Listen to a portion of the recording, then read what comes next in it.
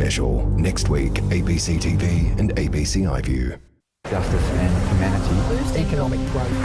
Champions. Women have been great role models. The city has been in lockdown. As Bellier celebrated with supporters after claiming victory in the tightly fought contest.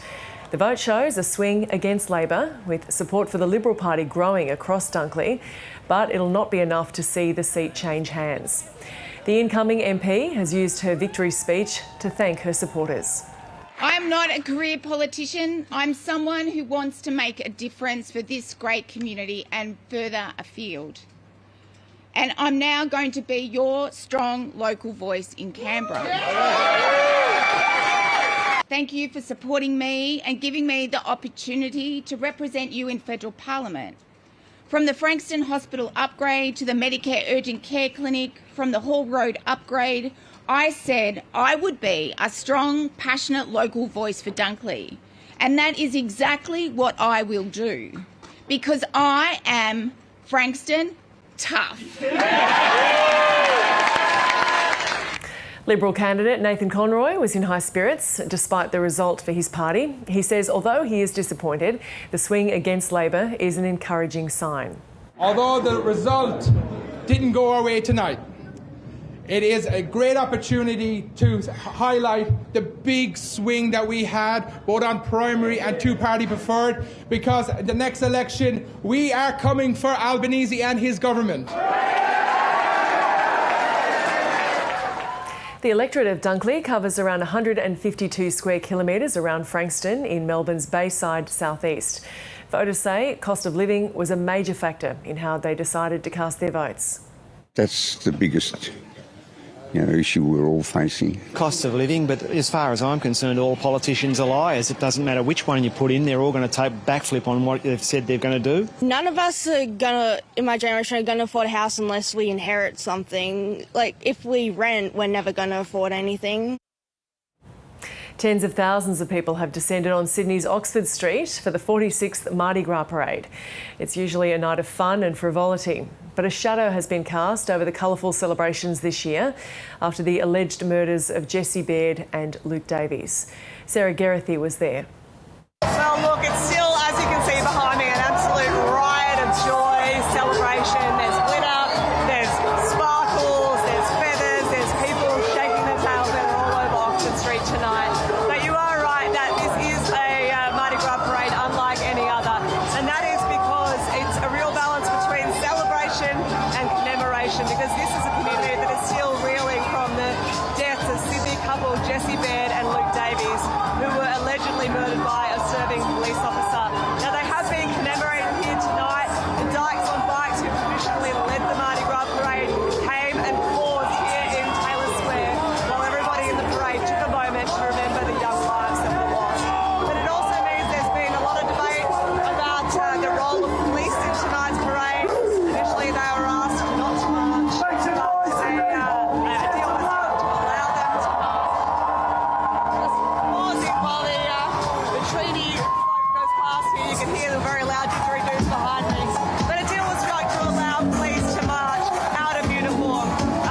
Most people that I've spoken to here tonight, though, believe that it's really important to still celebrate and to remember that coming together as a community can actually really help in difficult times. Luke's family, his closest friends, have told us so many times how much he loved Mardi Gras, the celebration.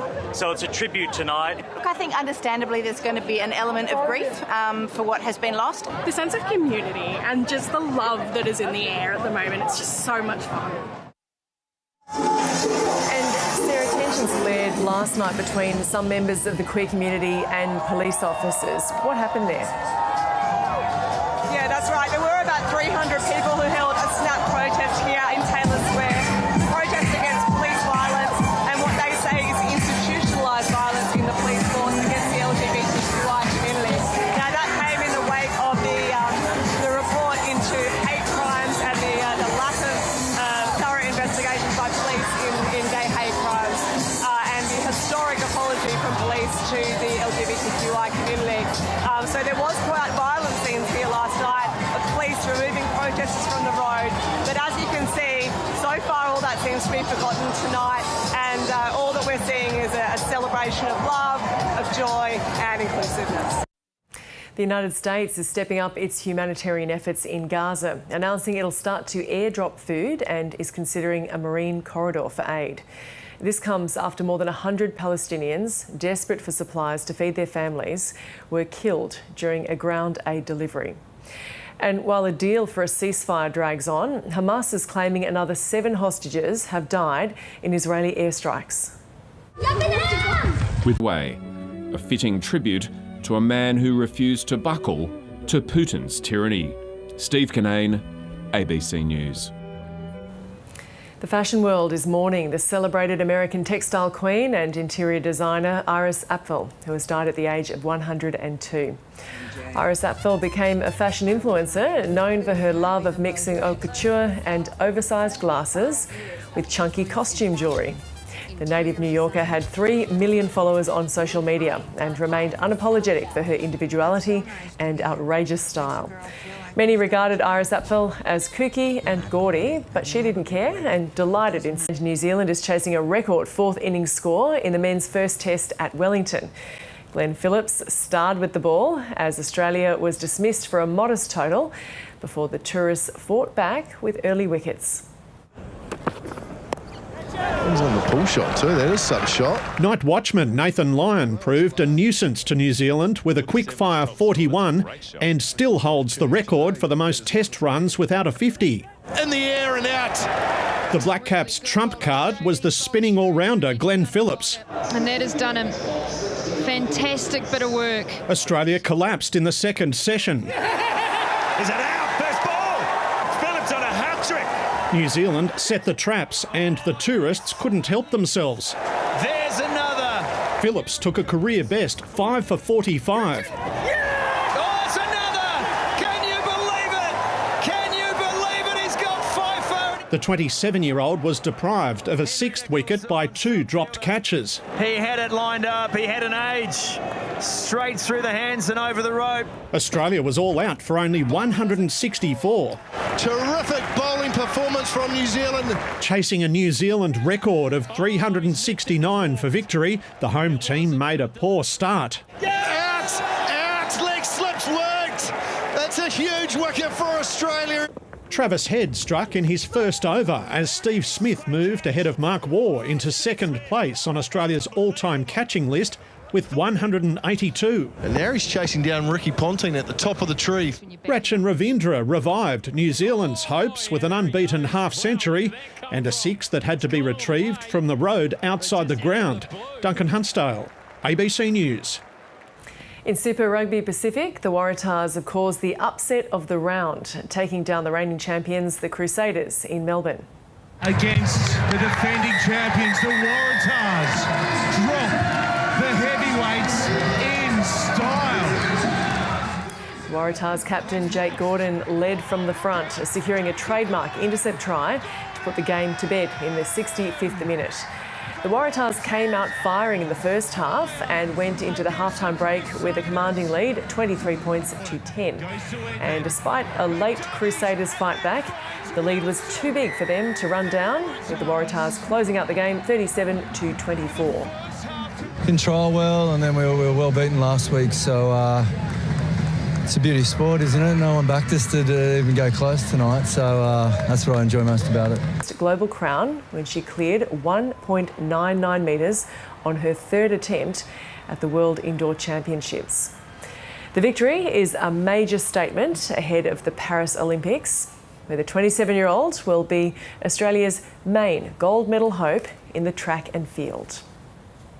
And let's take a look at the weather in the capital cities for Sunday. A shower or two developing in Brisbane, a shower or two expected in Sydney. It'll be a mostly sunny day for Canberra, 29 the top. Partly cloudy in Melbourne, windy in Hobart and partly cloudy. A sunny day in Adelaide. Perth, a shower or two and possible storm. And Darwin, showers with a possible storm and a top of 32. And that's the latest from ABC News. Remember, you can keep up to date at news.abc.net.au and also on ABC iView. I'm Gemma Vaness. Thanks for watching.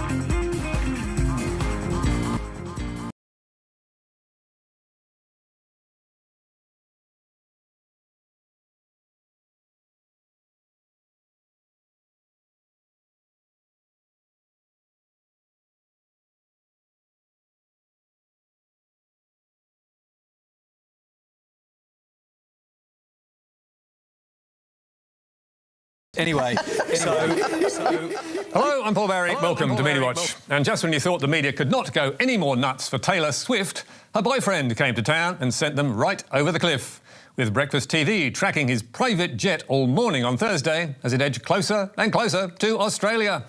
And all the networks taking a live chopper shot of his jet as it came into land in Sydney.